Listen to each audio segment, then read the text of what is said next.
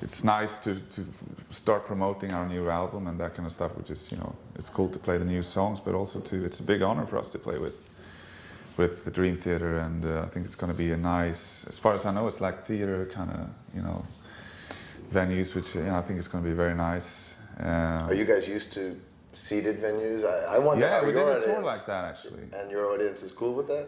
Yeah, you know, 'Cause I our know- audience, you know, they just stand there. You know, they might as well sit down. Well, I know half of your audience loves to just sit and take it in. Yeah. But then you also have the metal part of your audience Of course, that wants yeah. a mosh pit. But, you know, to be honest, I don't really, you know, I appreciate them listening to the songs. You know, it's a seated audience. It's not a problem for me. It was like when you're playing like a heavier song or something, and you headbang and you're kind of looking out, expecting to see like a sea of people going insane, and they're just like sitting down. But it's, you know, it's all right. It doesn't matter. You know, that's what it used to be back in the day. You know? Yeah.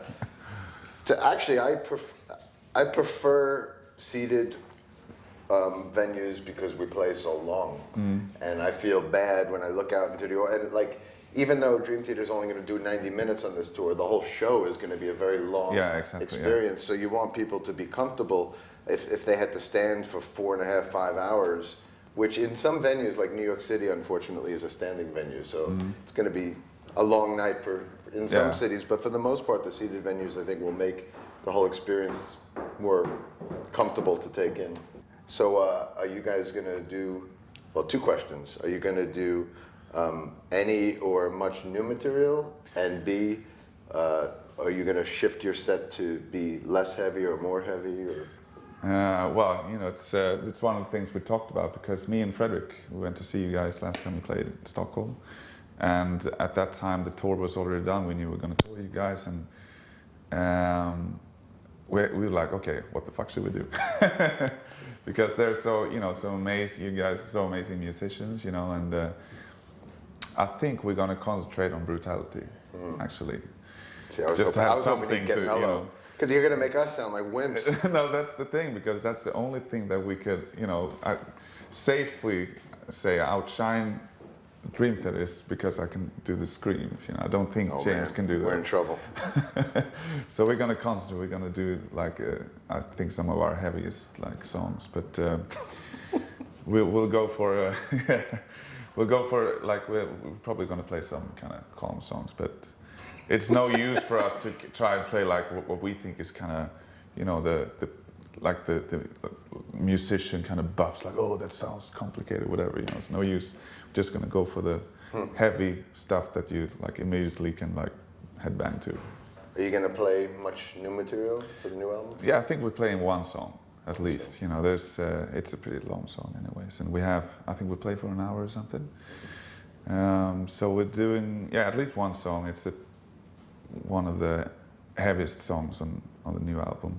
Might play more, but I think, you know, we've got nine albums. You know, you want to try and cover. You know, I'm sure you have the same problem. You know, that's why you play for so long. You know. And the album won't be out, right? When does it? No, it's out in June, I think, early June. So when we do Progressive Nation, it won't have been out yet. No, just, you know, probably some snippets out. Or maybe it leaked by this time. Yeah. But you know, we're doing a couple of, you know, trying to cover as many albums as we can. I know the problem, and you also have the same problem as us with such long songs. Yeah. You know? Yeah. It's hard. We don't really need to write set list, you know. Anymore, like, if we play 2 hours, we play like 9 songs or whatever. Yeah, it's, with us, I mean, that's why we ended up doing the evening with Dream Theater for so many years, just because in order to cover the catalog, and you're playing mostly 10, 15-minute songs, you need 3 hours. You know? It did. That's why we stopped doing it. Yeah, that's why we need you guys to come help bail us out. Yeah, because we did those 3 hour. It wasn't even 3 hours. It was like 2 hours 45 minutes. It's horrible. And we started with like a song from the first album, and then worked our way up to the last album, and at the time, which was Ghost Reveries. And those songs are much more complicated to play, and at that time in the set we were like really exhausted, and you're playing the like most difficult songs or whatever. Although I find playing the difficult songs later is easier than opening with the most I difficult don't know. songs? I want to have them like second, third, Yeah, you know, yeah. that kind of stuff. But at the end of the set, you know, I was exhausted, you know. I know it. We did that for 5 years, Yeah, man. no way. Yeah. We just did it in Australia. We just came from Australia, and we'd never toured down there. So we did the evening for them just to make up for lost time. And when we got off stage every night, it's like, how the fuck did we used to do this every night?